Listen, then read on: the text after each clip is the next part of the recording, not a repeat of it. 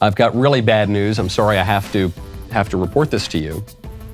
As a result of the Dobbs decision, hundreds of thousands of babies per year will now be saved from being murdered.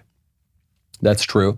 And the people of the states get to choose their own abortion laws, which is that's a right that they have not had since 1973. But on the flip side of that, Pokemani might leave the country. Yes, the Roe versus Wade news is absolutely terrible. I tweeted about it, I RT'd a couple things, I faved a couple things. It's just tough because what more can we even say at this point? We've said it all. It's depressing. I booked a ticket back to Canada. Like, Anna? No, Pokemani! Pokemani, you're going back to Canada? No! How can you? First question, just before we move on. Who is Pokemani? I don't know. I saw this headline come up. I had not heard of Pokemani. I had heard of Pokemon, the Japanese cartoon, but I had not heard of Pokemani. She is a Twitch streamer. And not only is she a Twitch streamer, she is not American. She is, from my very modest Googling, she is Moroccan and Canadian. But she's in America right now, and she's very upset by the Dobbs decision to save the babies. And why is she upset? She can't quite articulate it. She says, what is there to say? For someone like Pokemani, probably there's not quite a lot to say. And she says, I'm going back to Canada. Okay. All right. I think that's fine. Why do I care what Pokemani thinks? I certainly don't. Even further, why should I care what a Moroccan Canadian thinks about my laws? Why should I care about that? And why should I care that this foreign Twitch streamer is now going to leave my country because she's so angry that we're not going to kill quite so many babies? Why should her opinion have any effect on me whatsoever? It does not. She has influence with some people, but not with me. She's not the only foreigner who's weighing in on this issue. We've got Mr. Macron, Emmanuel Macron, the leader of France, who is very upset about the Supreme Court's decision in Dobbs for some reason. And he tweeted out, quote, "Abortion is a fundamental right for all women. It must be protected. I wish to express my solidarity with the women whose liberties are being undermined by the Supreme Court of the United States." Now, the irony, there's so many layers of irony to Macron's statement, but the top line is, in France, abortions are only allowed for any reason up until 14 weeks. Up until 14 weeks. The law in America, the Mississippi law that brought the Dobbs decision to overrule Roe v. Wade to let the states make their own abortion laws, the Mississippi law bans abortions after 15 weeks. Abortion is more restricted in France than it is in Mississippi, which is the center point of this case. And yet Macron weighs in and goes, "This is terrible what you Americans are doing. You are you are making your abortion laws almost as restrictive as ours are. This is a fundamental right." Abortion obviously is not a fundamental right. But even if it were, America would be, even in Mississippi, would be protecting that right more than Macron is. Denmark's Prime Minister, Mette Frederiksen, Mette says, "My heart weeps for the girl." I'm not going to do a Danish impression. I just don't have, my Danish accent is not quite so good. "My heart weeps for the girls and women of the USA. Whenever I don't have an accent, I just do Jordan Peterson. "My heart weeps for the girls and women of the USA. A huge setback. The right to a free abortion is one of the most fundamental rights there is."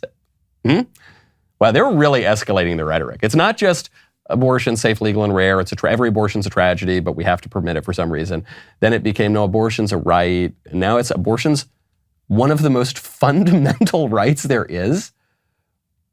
Life is the most fundamental right there is. Without the right to life, no other rights can possibly exist. Now the libs are inverting that. They're saying the right, quote unquote, to kill your own child is one of the most fundamental rights. Does that seem coherent to you? Not to me. She goes, "We must never compromise the unrestricted right of women to decide over their own bodies and future." You know the irony here? Layers and layers of irony. You probably are guessing it. In Denmark, unrestricted abortion is only allowed up to 12 weeks. The Danish laws on abortion are much more restrictive than the Mississippi law. It's so ignorant. They just don't, either they don't know what our laws are, the laws that they're weighing in on and pontificating on, or they just want to hold us to a different standard than they're holding themselves.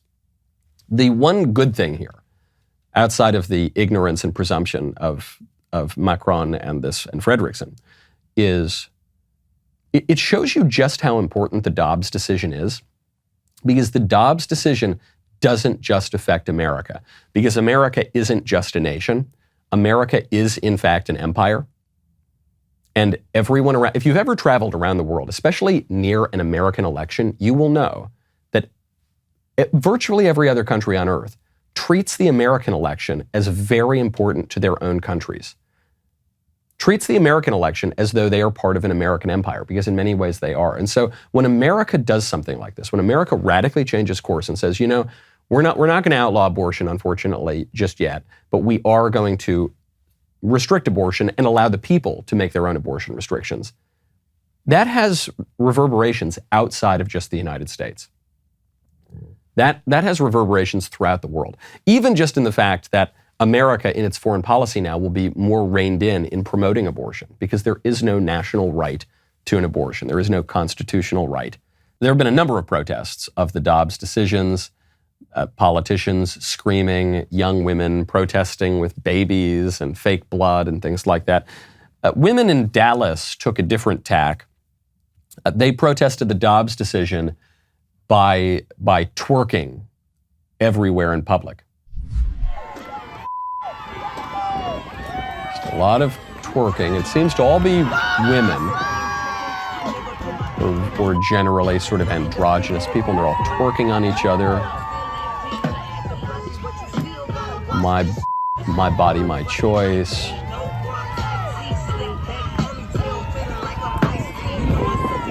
People kind of rolling on the ground and shaking and jiggling.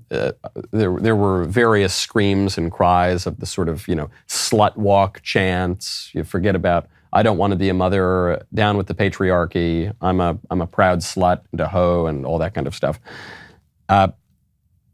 My only take on these protests, the ladies, if they want to twerk, I suppose they can twerk. My only take on the protests is, if you are just a normal person, right, and you don't pay a ton of attention to politics, and you're not a pro-life advocate going out in the street, praying rosaries in front of Planned Parenthoods, and you're not a pro-choice activist, a pro-abortion activist who's going out there and making your voice heard, if you're just a kind of ordinary person in the middle who goes about your daily life and goes to work and takes care of your family, and you see this, and you see that, is that going to convince you to join their cause? I don't think so. I don't think it will. The women who are going out there and jiggling and twerking and screaming, I think they misunderstand what ordinary people want. I don't think that ordinary people want to be just degenerate, promiscuous degenerates. I guess it's a little redundant, but I don't think that's what most people aspire to be. And even if the twerking and the protest is ironic, they seem to believe that the conservatives are trying to protect babies just because we hate women, or we hate sexuality, or we're really... If you look at pro-life people, you'll notice they tend to have a lot of kids. They're not sex negative, okay? They're pretty sex positive. They just realize that sex is supposed to exist within certain constraints. The fact that sex is so very important to our nature, which the libs have been telling us for so long. I mean, that's behind the transgender movement. That's behind the whole rainbow movement. They're saying sex is so important that we've got to take it very seriously. That's what the pro-lifers are saying.